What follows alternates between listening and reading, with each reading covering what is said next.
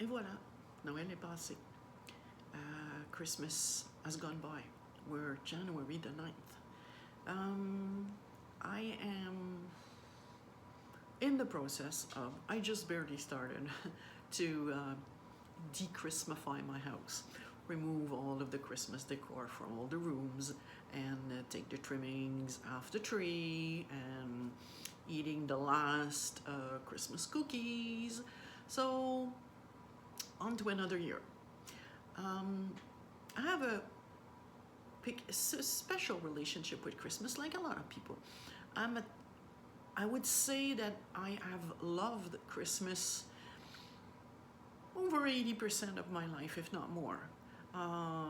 Except for the rebellious teenage years there where Christmas was too commercial and I didn't enjoy it. But apart from that, I kind of always did, either as a young child, as a young mother, as a young grandmother. Christmas is just a special season for me. When I am the seventh child of a family of 9. And when my parents had me, they were over 40 or very close to. So I am one of the youngest, and I have brothers and sisters that are, actually I have one brother and a few sisters that are old enough to be my parents.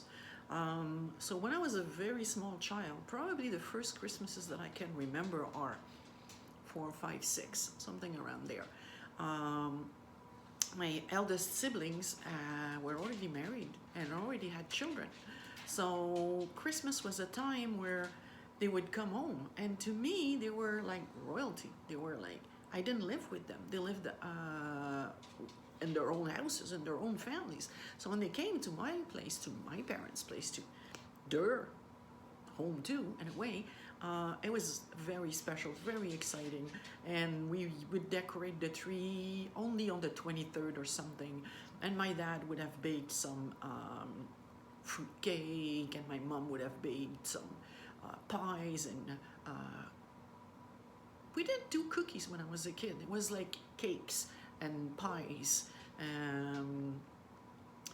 And it was special. It was like, it was like a fete, a big holiday. And I got presents, obviously. And later on, my elder brothers and sisters some were very far away in another province or very far, and they wouldn't come as often. So I would only see the brothers and sisters that were close. But still, it was quieter. It was more intimate gatherings. They were still quite enjoyable. And as I said, as I got to be a teenager and we moved from where I'd lived for 15, 10, 12 years, whatever.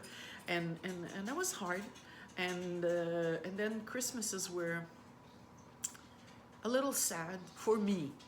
My parents, we weren't rich people. Like my father was older and he worked hard, and my mom was a housewife, a stay-at-home mom, and we didn't have a lot of money, but they made the best of it.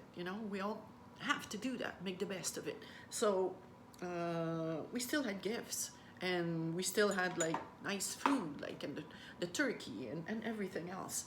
But it was much, much quieter. And then comes love, marriage, a child, and that sent me totally like Christmas crazy, because I had all the reasons in the world to be happy and celebrate. And I started the tradition of having most of my family at home on Christmas. And I invited everybody, and who was available and could come would come. And again, feast and games and music and chatting and fun. And now, the funniest thing is that my children are adults, grown up, and I'm very privileged, and I'm very happy that most of them come to my house on Christmas Day, and if not, it's the day after or something. But I mean, they have their own families, they have their own lives, and they still come to celebrate Christmas morning with their mom. We have a big Christmas brunch, and to me, it's extremely important. And Now they're the ones who are a little jaded and a little cynic about it at times because, oh, it's so commercial and we shouldn't buy so many gifts and but you know what? I love decorating for Christmas. I love buying new Christmas ornaments and I love buying gifts. It's just like, to me it's a great pleasure. I put a lot of care and attention and I want to get something that's personal and that has meaning and is appropriate and for the according and so on for the person that I love and I want to offer something to, even if it's just chocolate. I mean, like, no one is gonna come to my house on Christmas and not get a gift. So I always have a couple of extras, like, you know, socks and chocolate and candles, and I cannot any minute wrap something and put it under the tree because no one is going to sit there and not have something to open on Christmas morning for brunch in my house. That's like the tradition, and it makes me happy. So yes, it is very commercial, and I couldn't agree more. But I still think that it's a time